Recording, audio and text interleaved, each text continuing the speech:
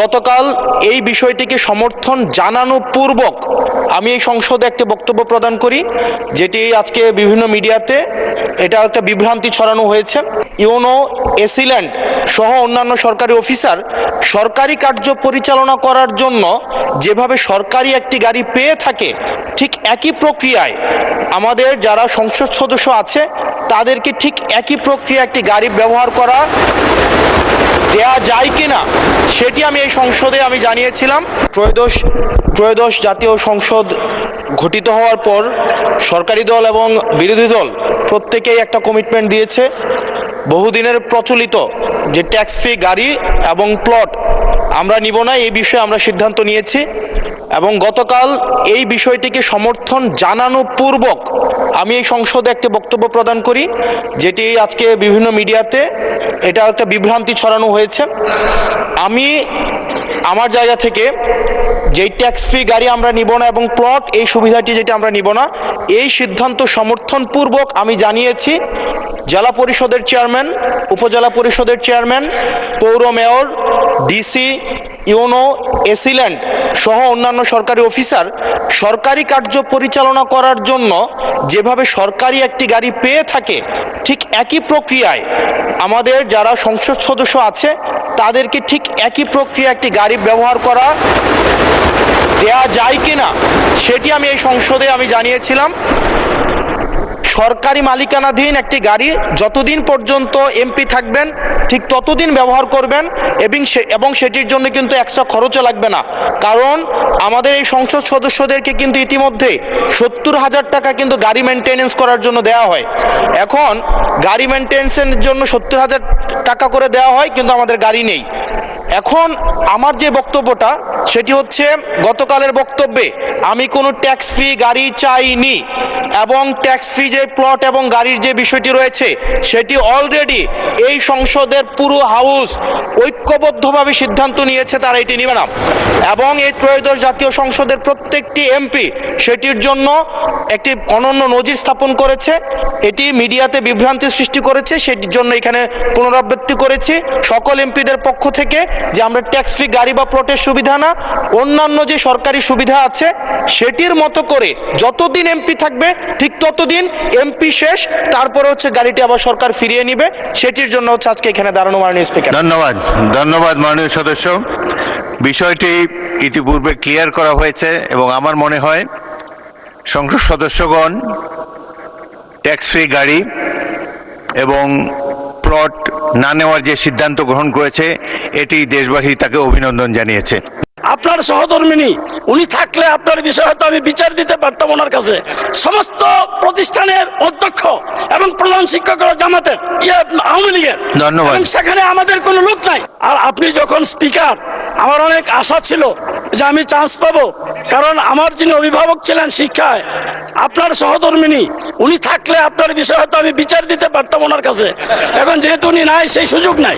কিন্তু আমি যে বিষয়গুলি বলতে চাচ্ছি মাননীয় স্পিকার, খুবই গুরুত্বপূর্ণ।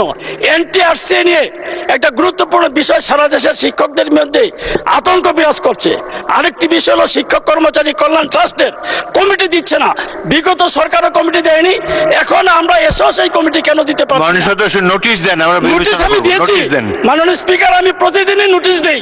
এখন এনটিআরসি এর বিষয়টি এখানে মাননীয় সাবেক মন্ত্রী ডক্টর ওসমান ফারুক সাহেব আছেন, আব্দুল সালাম পিন্টু সাহেব আছেন। এনটিআরসি গঠন করা হয়েছিল, এটার অর্থ হলো national teachers recruitment certificate authority.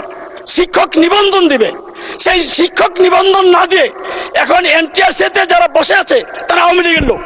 সেই ফ্যাসিস্টদেরকে সেখানে বসিয়ে রেখে আপনি কিভাবে শিক্ষক নিয়োগ দিবেন? এখানে জামাত শিবিরের এই কোন শিক্ষক ওই সময় নিয়োগ দেওয়া হয় নাই, তারা জামাত শিবির করে, তারা বিএনপি করে। সমস্ত প্রতিষ্ঠানের অধ্যক্ষ এবং প্রধান শিক্ষকরা জামাতের আওয়ামী লীগের, ধন্যবাদ। সেখানে আমাদের কোনো লোক নাই। এই বিষয়ে কথা বলতে চাই। ধন্যবাদ মাননীয় সদস্য। আজকে আপনার সিরিয়াল ছিল অনেক দূরে, 14 নম্বরে না 52 নম্বরে ছিল আপনার সিরিয়াল। এনিওয়ে আপনি চেষ্টা করেন ভবিষ্যতে তুলতে পারবেন। মাননীয় স্পিকার, আমি ছোট্ট একটি কারেকশন করতে চাই, স্লিপ অফ টাং। দয়া করে আমাকে এর পরে অ্যাড্রেস করার সময় কখনো এই কথাটি আর বলবেন না। এই অর্থ বছরে প্রাথমিক বিশ্ববিদ্যালয় ইনশাল্লাহ 2 লক্ষ শিশুদের মাঝে বিনামূল্যে স্কুল ড্রেস, শুধু স্কুল ড্রেসই নয় মাননীয় স্পিকার, স্কুল ড্রেসের পাশাপাশি আমরা বাচ্চাদেরকে বাংলাদেশে তৈরি আমাদের একসময় যে সোনালী আঁশ বলতাম সেই জুট থেকে, পাট থেকে তৈরি আমরা বাচ্চাদেরকে স্কুল ব্যাগ দিব। এবং একই সাথে ড্রেসের পাশাপাশি একই সাথে আজকে সকালে মাননীয় স্পিকার একটি পরিকল্পনা গ্রহণ করেছি। আমরা চেষ্টা করছি প্রাইমারি স্কুলের বাচ্চাদেরকে আমরা জুতো সরকার থেকে দেব, জুতাও দেওয়ার চেষ্টা করছি।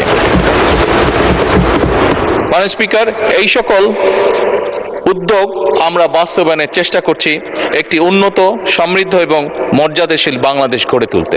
ধন্যবাদ। মাননীয় সদস্য মোহাম্মদ আব্দুল কালাম, আপনি একটি সম্পূরক প্রশ্ন করতে পারেন। মাননীয় স্পিকার, আপনাকে ধন্যবাদ। আমার প্রশ্নের বিস্তারিত উত্তর জানার জন্য আমি মাননীয় প্রধানমন্ত্রীকে প্রতি ধন্যবাদ সহ আন্তরিকভাবে কৃতজ্ঞতা জানাচ্ছি। আমার সম্পূরক প্রশ্নটি হল, মাননীয় প্রধানমন্ত্রীর নিকট, প্রাথমিক বিদ্যালয়ে 2 লক্ষ শিশুদের বিনামূল্যে স্কুল ড্রেস কবে থেকে বিতরণ শুরু হবে? ধন্যবাদ। মাননীয় প্রধানমন্ত্রী।